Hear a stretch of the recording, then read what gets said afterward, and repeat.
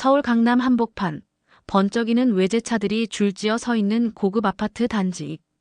그 입구를 지키는 작은 경비실 안, 박용근은 낡은 모자를 벗어들고 출입 차량을 확인하며 고개를 숙입니다.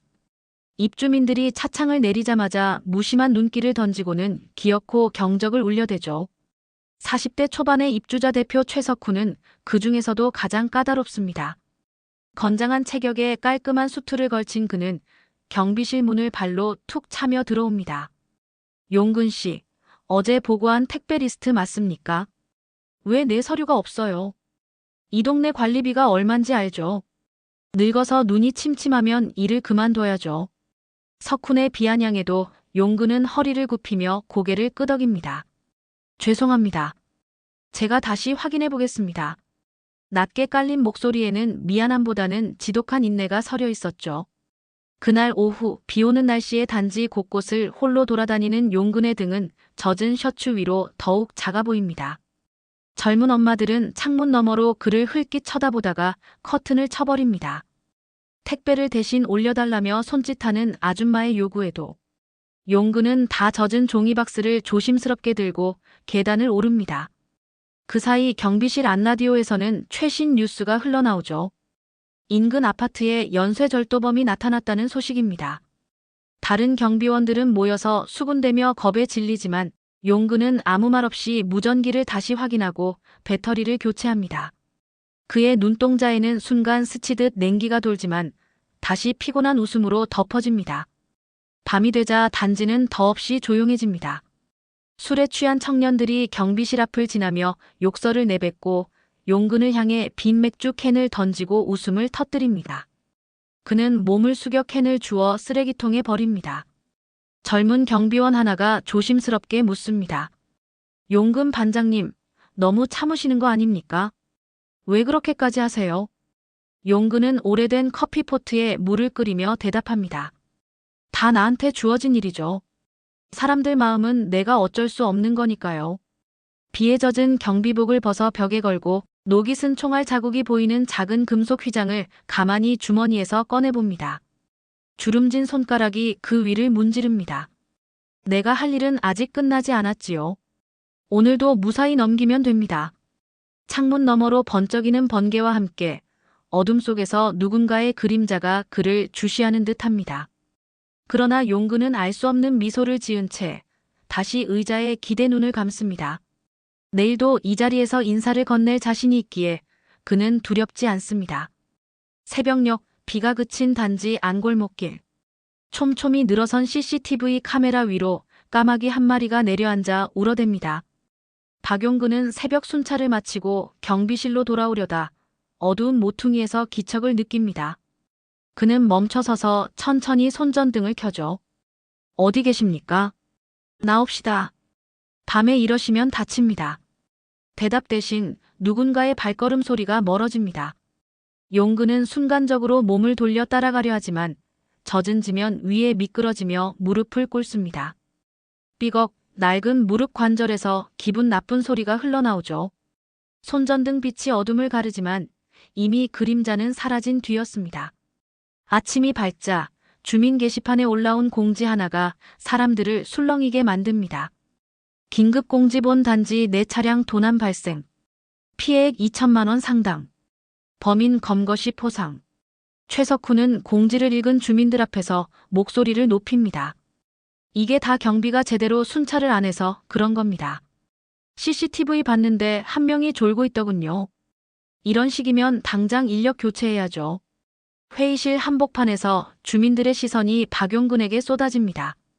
누군가는 혀를 차고 누군가는 억지로 시선을 피합니다. 그러나 용근은 담담하게 머리를 숙입니다. 죄송합니다. 부족한 점 다시 점검하겠습니다. 젊은 주부 한 명이 용기를 내 작은 목소리로 묻습니다. 혹시 CCTV에 찍힌 범인 얼굴은 확인했나요? 석훈은 코웃음을 칩니다. 다 지워져 있답니다. 누군가 내부자일 수도 있죠. 경비가 공범이면 더 웃기죠. 순간 공기 중에 싸늘한 정적이 맴돕니다. 누구도 섣불리 말하지 못하고 용근은 다시 입을 열지 않습니다. 그날 오후 젊은 경비원 둘이 무전기를 붙잡고 낮은 소리로 수군댑니다. 저 반장님, 젊었을 땐 무슨 일 했대요? 그 나이에 혼자 순찰 도는 것도 이상하잖아. 들릴 듯 말 듯한 수군거림에도 용근은 종이 뭉치를 들고 조용히 CCTV 자료실로 향합니다. 삐걱거리는 철제문을 열고 녹화 목록을 뒤적이던 그의 눈빛이 순간 번뜩입니다. 비어있는 폴더. 누군가 고의로 영상 기록을 삭제했음이 분명합니다. 손가락 끝이 떨리지만 그는 아무 말 없이 하드디스크를 꺼내 양복 안주머니에 숨깁니다. 그날 밤 경비실에 홀로 남은 용근은 고요한 어둠 속에서 오래된 군용 무전기를 꺼냅니다. 발엔 스티커가 붙은 무전기를 조심스럽게 닦으며 낮게 은졸이죠. 예전 생각나네요. 또 이렇게 시작입니까? 창문 너머로 깜빡이는 가로등 불빛 사이로 누군가 단지를 바라보며 담배를 피웁니다. 담배 연기 너머 불길한 그림자가 다시 움직이기 시작합니다. 내일이 더 큰 시험이 될 걸 용근은 예감하고 있었습니다. 그러나 그의 굳은 손끝에는 아직도 식지 않은 결의가 살아있었습니다. 밤 공기가 더욱 서늘해진 3월의 끝자락. 단지 내 CCTV 사각지대에선 알 수 없는 그림자가 유유히 벽을 타고 넘습니다.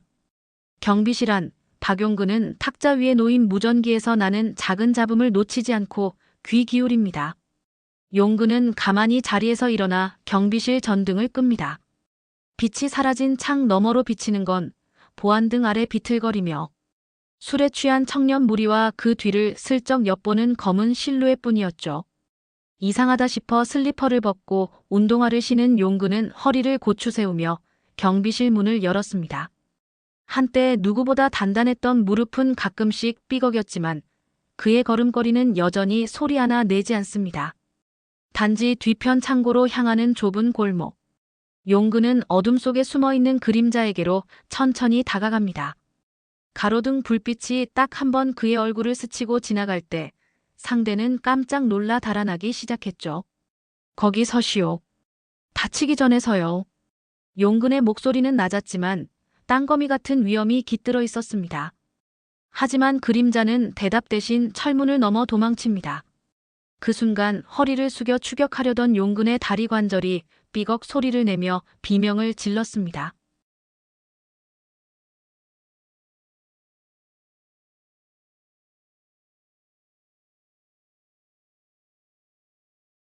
아이고 이놈의 다리. 이를 악문 용근은 무릎을 주무르며 골목벽에 몸을 기대죠. 숨이 가쁘게 오르내립니다. 다행히 경비실로 돌아가는 길엔 다른 경비원이 그를 발견해 부축해줍니다. 반장님, 얼굴이 왜 이리 새하해요? 병원 가보셔야죠. 괜찮소. 잠깐 삐끗했을 뿐이요. 그는 애써 웃었지만 뒤로 감춰 쥔 손에는 작은 주사기가 쥐어져 있었습니다. 도망친 그림자가 떨어뜨리고 간 겁니다. 흐릿한 약품 냄새가 밤 공기와 섞여 머리를 아리게 했습니다. 다음 날 아침 무릎을 저는 용근은 CCTV 기록을 다시 확인하려 합니다. 하지만 관리사무소에선 석훈이 막아섭니다. 박 반장님 무슨 짓입니까? 어제도 사고 쳤다면서요. 이게 무슨 웃기는 꼴입니까? 죄송합니다. CCTV만 다시 확인하면 단서가 나올 것 같아서요. 단서 같은 소리 하시네. 내 말 잘 들으시오. 이번에도 사고 나면 당신 한 번에 내쫓습니다. 석훈은 조용히 용근의 어깨를 툭 치고는 사람들 앞에서 일부러 웃음을 터뜨립니다. 아이고 우리 경비 반장님. 늙으면 좀 쉬셔야죠. 뒤에서 주민들이 킥킥대며 조롱하는 소리가 들려옵니다. 용근은 아무 대꾸 없이 무릎을 주무르며 돌아섭니다. 주머니 속 주사기와 깨진 플라스틱 조각이 그의 손가락 끝에서 작게 부딪히죠. 그날 밤 용근은 간이 침대에 누운 채 천장을 봅니다. 눈꺼풀이 내려앉는 순간에도 그의 머릿속은 단 하나의 장면만을 떠올립니다. 비가 내리던 어느 전투 현장, 숨막히는 총성 속에 뛰었던 젊은 시절. 아직 끝나지 않았지요. 나는 아직 여기 있소. 잠든 그의 주름진 눈가엔 오래된 흉터가 밤새도록 고요히 빛나고 있었습니다. 따뜻한 봄 햇살이 단지 곳곳에 내리쬐던 오후 사람들의 표정은 더없이 싸늘했습니다. 단지 중앙 주차장에서 또다시 고급 차량이 털렸다는 소식이 번지자마자 주민들은 경비실 앞에 몰려들었죠. 최석훈은 여느 때처럼 말끔한 수트를 차려입고 사람들 앞에서 여유롭게 서류 뭉치를 흔듭니다. 보십시오. 불과 한 달 새 몇 대가 털렸는지 아십니까? CCTV는 죄다 꺼져 있고 경비원들은 술이나 마시며 졸고 있고 특히 박 반장님. 다들 알죠? 사람들의 시선이 일제히 박용근에게 향합니다. 젊은 엄마는 아이 손을 잡고 뒤로 물러나며 혀를 찹니다. 어디서 저런 늙은이를 데려와서. 용근은 무거운 눈꺼풀을 내리깔고 석훈과 주민들을 바라봅니다. 조용히 숨을 고르며 무릎이 다시 욱신거리는 걸 꼭 참습니다. 석훈은 비웃음을 감추지 않고 말하죠. 이제 그만두시죠.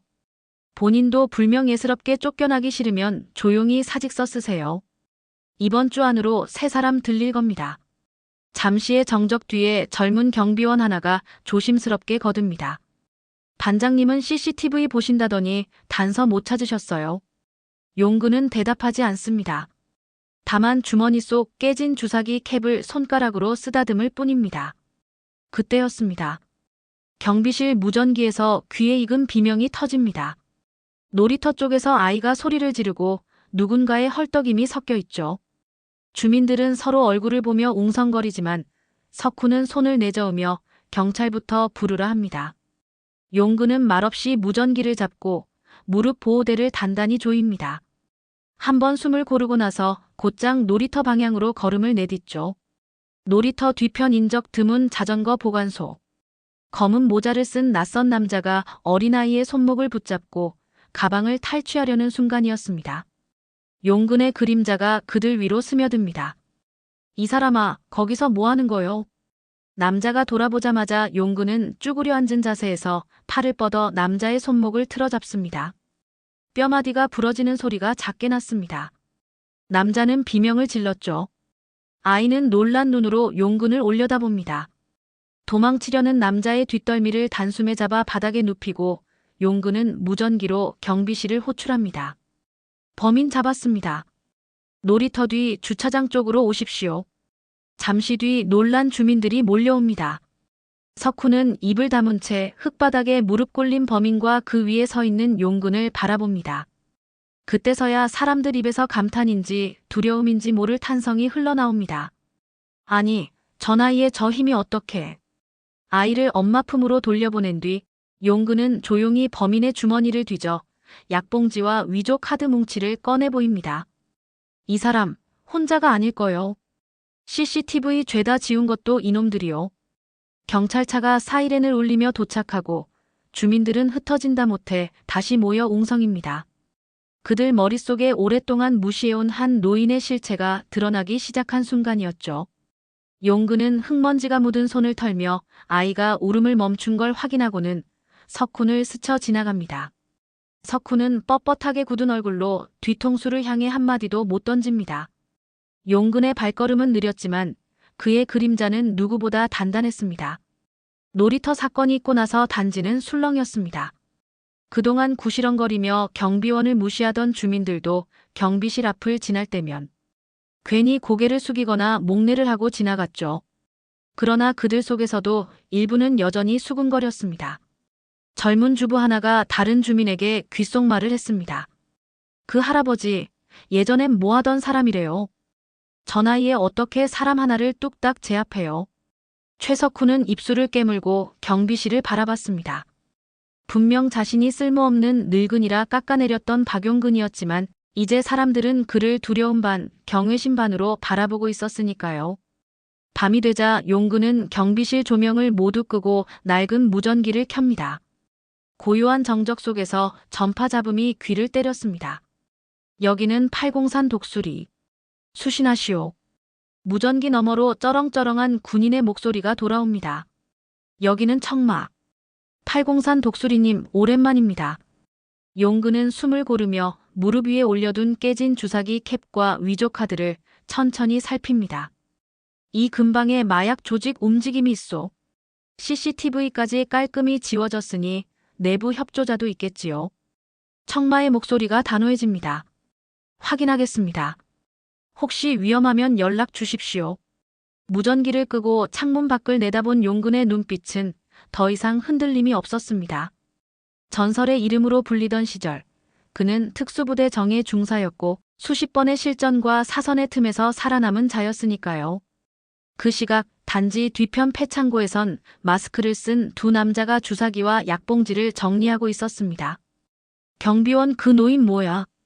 지난번에 대가리 깨졌다는 소문 돌았는데 살아있네. 한 남자가 침을 뱉고 주머니에서 권총을 꺼냈습니다. 어차피 늙은이라 힘도 못 쓸 거다. 내일 밤에 털고 빠진다. 그 전에 저 영감부터 정리해. 폐창고의 불빛이 꺼지고 다시 밤은 고요해졌습니다. 다음 날 용근은 낮부터 서류를 정리하며 CCTV 배선도를 직접 손에 쥡니다. 젊은 경비원들이 슬쩍 다가와 물었죠. 반장님, 혹시 괜찮으세요? 무릎도 안 좋으신데. 괜찮소. 이번엔 내가 다 책임질 거요. 다들 정문만 지키고 있으면 돼요. 그날 밤 단지는 예상보다 더 깊은 정적에 잠겼습니다. 골목 하나하나를 홀로 순찰하는 용근의 손에는 전기 충격기 대신 낡은 군용 단검이 쥐어져 있었습니다. 그의 숨소리가 짙은 어둠과 함께 번집니다. 담장 너머 폐창고 쪽으로 미세한 빗줄기가 깜빡이는 것을 용근은 놓치지 않았습니다. 마침내 그림자 둘이 담을 넘어오려는 찰나 용근의 발걸음이 그들을 막아섭니다. 그림자들이 비웃음 섞인 목소리로 묻습니다. 영감, 밤에 혼자 뭐하나? 용근의 손에 쥔 단검이 밤 공기를 가릅니다. 그 얼굴엔 더 이상 경비원 박용근이 아닌 특수부대의 전설이 되살아나 있었지요. 나는 이 골목 지키는 사람이요. 오늘은 못 넘어가. 짧은 숨과 긴장된 밤의 기운이 서서히 터질 듯 모여듭니다. 폐창고 담벼락을 넘어든 두 그림자와 박용근 사이엔 짙은 정적이 흘렀습니다. 늙은 몸을 비웃듯 한 놈이 먼저 덤벼들었지만 용근의 손목 스냅은 군더더기 없이 정확했습니다. 한 놈의 팔이 비틀려 뒤로 꺾이고 숨도 돌리기 전에 다른 놈이 주머니에서 짧은 칼을 꺼내 들었죠. 용근은 바닥을 굴러 몸을 피하자마자 상대의 발목을 걸어 넘어뜨립니다. 어두운 골목의 짧은 신음과 거친 숨소리만 울립니다. 그 순간 용근의 무전기가 바닥에 떨어지며 잡음이 섞인 신호가 터졌습니다. 경비실에 있던 젊은 경비원들이 소리를 듣고 무전기를 붙잡고 외칩니다. 반장님, 반장님, 괜찮으세요? 지금 가겠습니다. 그러나 용근은 답하지 않았습니다. 대신 쓰러진 두 놈을 노란 가로등 아래에 무릎 꿇리고 숨을 고릅니다. 주머니를 뒤져 지갑 대신 나온 위조 신분증과 마약 봉지가 그의 손에 쥐어졌습니다. 이제 됐소. 끝났소. 경찰차 사이렌 소리가 멀리서 들려오기 시작할 무렵 용근은 조용히 두 남자의 손목을 케이블 타이로 묶고 벽에 기댑니다. 관절은 비명을 질렀고 숨은 가빠왔지만 그의 눈동자는 흐려지지 않았습니다. 경찰차가 도착하고 놀란 주민들이 하나둘 모여들기 시작했죠. 최석훈도 수군거리던 젊은 주부들도 다 한자리에 모였습니다. 용근은 무릎 위에 손을 얹고 석훈을 바라봅니다. 석훈의 입술이 파르르 떨렸습니다. 반장님 아니. 박 선생님. 이게 어떻게. 용근은 대답 대신 웃음을 지었습니다. 그 웃음은 지난 수십 년 동안 전쟁터와 같은 삶을 버텨낸 자만이 지을 수 있는 담담한 미소였죠. 곧이어 형사들이 그를 둘러싸고 물었습니다. 박 중사님 맞으시죠? 실은 저희가 오래전부터 정보는 들었는데 이렇게 직접 뵙게 될 줄은 몰랐습니다. 용근은 고개를 끄덕이며 무릎을 일으킵니다. 이제 다 끝났습니다. 내가 할 일은 여기까지였소. 그의 손에 쥔 낡은 단검과 깨진 주사기 캡이 형사 손에 넘겨집니다. 주민들은 한동안 말을 잇지 못했습니다. 며칠 후 단지 게시판에는 박용근 경비반장 퇴사 공지가 붙었습니다. 작게 그러나 정갈한 글씨로 감사 인사도 함께 적혀 있었죠. 그날 새벽 용근은 달랑 작은 가방 하나를 메고 경비실 문을 나섭니다. 젊은 경비원들이 눈시울을 붉히며 그를 배웅합니다. 반장님, 그동안 정말 감사했습니다. 어디 가시는 겁니까? 용근은 주름진 손으로 모자를 벗어 머리칼을 쓸어 넘깁니다. 또 누군가 내가 있어야 할 곳이 있겠지요. 다들 잘 지내시오.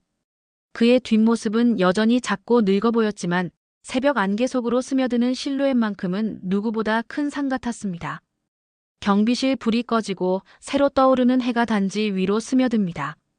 이제 사람들은 누구도 늙은 경비원을 함부로 부르지 못할 것입니다.